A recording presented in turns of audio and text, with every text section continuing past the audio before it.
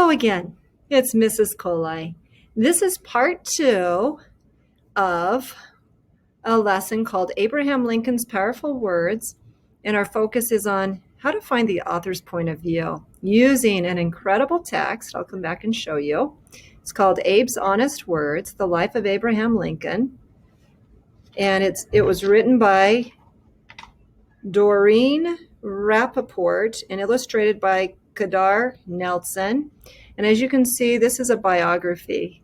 Not only is it a biography, which is a story written by somebody else concerning Abraham Lincoln's life, but this is a very special and a very selected text in that it also has words or quotes from actually Abraham Lincoln's own account from his autobiography. And so today we're not only going to be getting more familiar with the life and the words, or should we call them powerful words of Abraham Lincoln, but we're also going to study how do I find the author's point of view using text evidence or details. So that's our focus today. So already we talked about the facts that we know about Abraham Lincoln and talked a little bit about what is the point of view. So our focus now is going to be doing a quick retell. I had you talk to someone about the retell of his life using this text.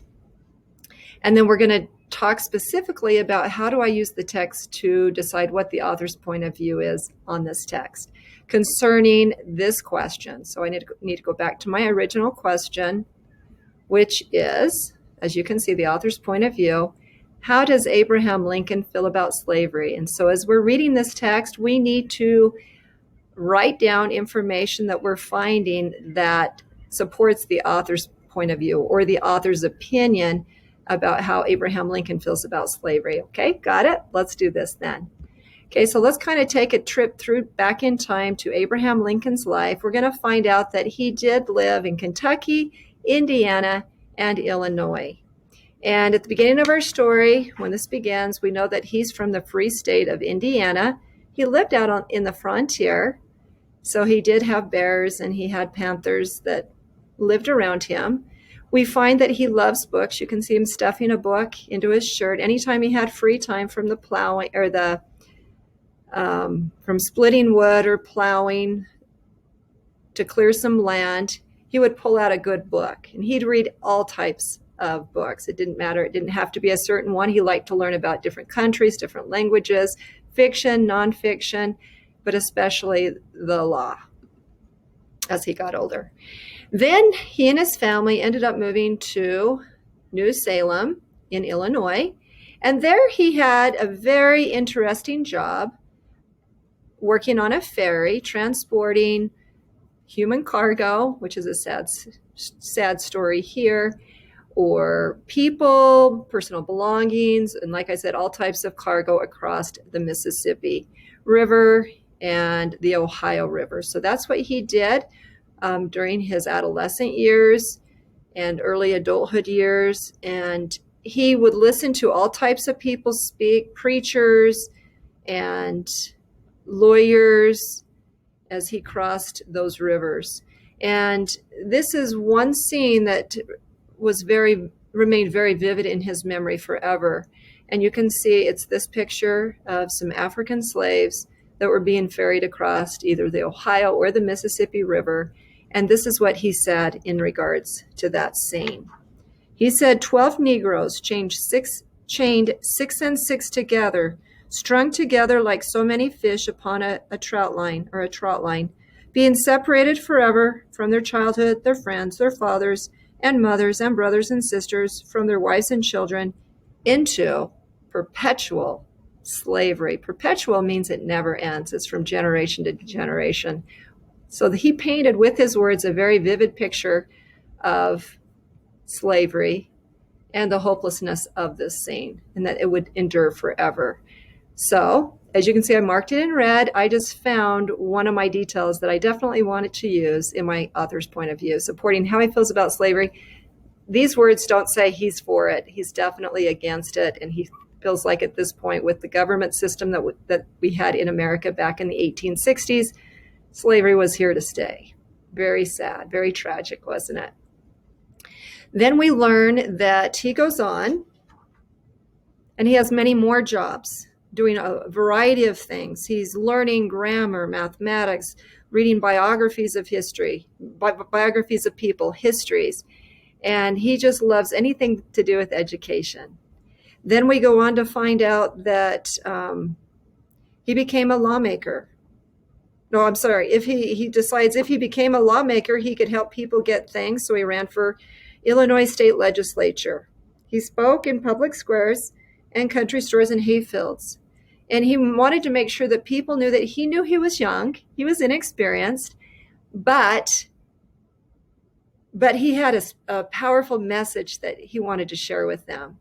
And so he wanted them to know that he did not come from the upper class. He did not come from privileges of the wealthy, but he came from a poor family life. His mother had died, but thank goodness he had such a wonderful stepmother who taught him the love of learning. And so he shared his message with people. At first, no, he did not succeed. He failed, but it didn't stop him. He continued. He ran again. This time he won. He ran 3 more times and won. And he became, at this point, a lawyer. And his clients praised him. This is where his nickname began, as Honest Abe. Honest Abe. And he was known as a lawyer, never to lie. And he didn't particularly like the nickname, but it stuck with him. Something tragic to be aware of in our story at this point, there were nearly 4 million black men, women, and children who were enslaved in the southern states. Lincoln thought slavery a great evil, right here. And if he became a United States Senator, more people would hear him speak out against it. So you can see his drive. He wasn't content just being a representative for his state. He wants to go on and become a senator. He loved to write speeches. And in those speeches, he reminded people that slavery did not fit with the ideals of the Declaration of Independence. You can see that I highlighted this text here. I put a box around it. This is some more text that I would use for my author's point of view. And it reads, as a nation, we began to declare that all men are created equal. So you'll see also when I create my detail for my text evidence, for my author's point of view, you're going to see a quote within a quote. So this is a unique situation here where we are not only quoting his words, but also the author's words.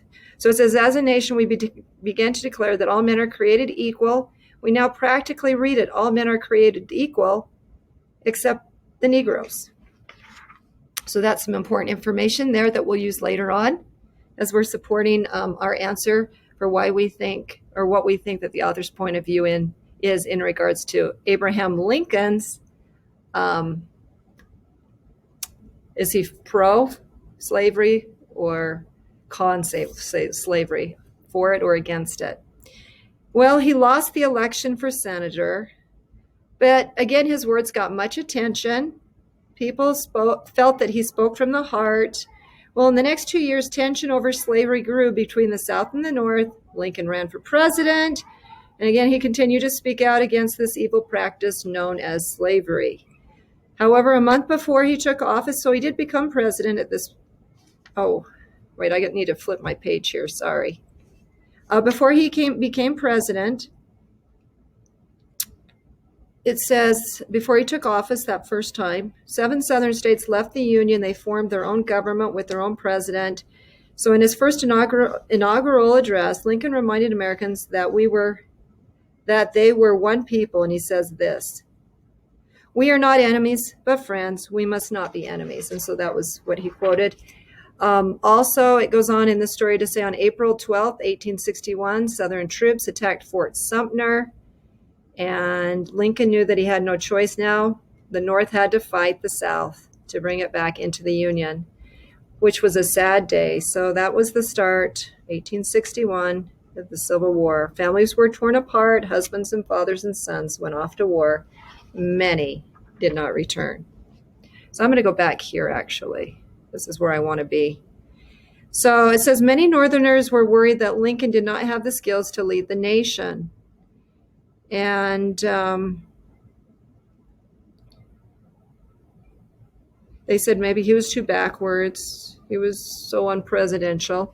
But that didn't stop him as president. He knew he had something important to do, and one of the first things he decided to come up with during his third year of office, he issued the Emancipation Proclamation, and it freed over 3 million black men, women, and children, and called for black men to join the Union Army.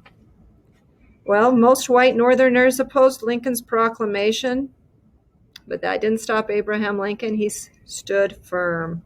He says, I never in my life felt more certain that I was doing right than I do in signing this paper. My whole soul is in it. Okay, next, what happens? Well, we have the Civil War dragging on. Lincoln, he grew sadder and sadder as more Americans died. Then he wanted to go to Gettysburg, Pennsylvania, and there he wanted to memorialize and honor the dead who had fallen during the Battle of Gettysburg. And that is where he shared his famous Gettysburg Address with the famous lines, 77 years ago, our fathers brought forth on this continent a new nation conceived in liberty and dedicated to the proposition that all men are created equal. So those are those famous words from his Gettysburg Address. But it says the Emancipation Proclamation had freed slaves only in the states and territories that were in rebellion. Lincoln wanted slavery ended in the entire nation. However, most lawmakers did not want this. He called them to the White House to convince them of what he knew was right. The moment came, these are his words, and I put them, as you can see, in red. I will use this later on to use as a detail for my author's point of view. And it says, the moment came when I felt that slavery must die, that the nation might live. Finally, they agreed.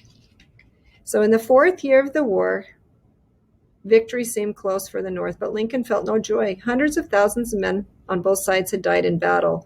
The country was divided deeply. Many Northerners wanted to punish the South for starting the war. Southerners were furious that the Union Army had destroyed their cities and homes and crops. Could the nation ever be one people again? That's what the author asks. So let's see what's going to happen.